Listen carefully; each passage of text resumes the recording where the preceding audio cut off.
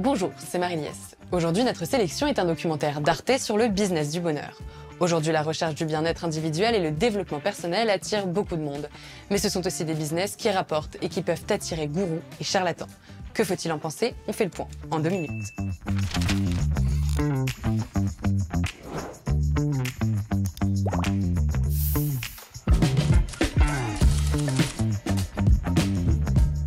Vous avez sûrement déjà entendu parler du développement personnel, un terme à la mode qui nous incite à reprendre le contrôle de notre vie pour être enfin heureux. Ce courant de pensée est issu de la psychologie positive qui prétend avoir trouvé la recette du bonheur. C'est simple, en gros pour être heureux, il suffirait de s'en persuader. Comment? Grâce à des pensées positives qui attireraient des expériences positives, influençant ainsi positivement notre santé physique et émotionnelle. Un marché en pleine croissance, plus de 6 millions de livres sur ce sujet ont été vendus en France entre 2021 et 2022, après le Covid. Le pouvoir de croire pour transformer votre vie, le secret du bien-être, pouvoir illimité.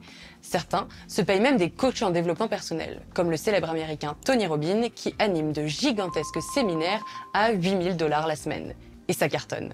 Selon une étude du GMI, le marché mondial autour du coaching et du développement personnel représente maintenant plus de 40 milliards de dollars. La philosophie positive infuse dans toute la société. Le management, la littérature, l'éducation des enfants ou encore les publicités comme celle du précurseur Ford, Nike ou encore de Carrefour avec son fameux slogan.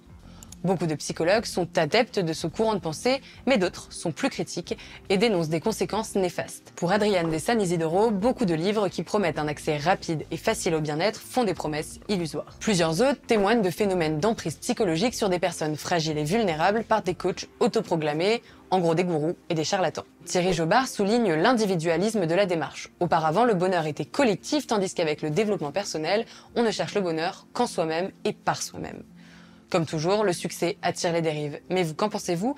Est-ce que cette psychologie positive est vraiment positive? Pour en savoir plus et échanger sur ce thème, retrouvez-nous sur Internet et les réseaux sociaux.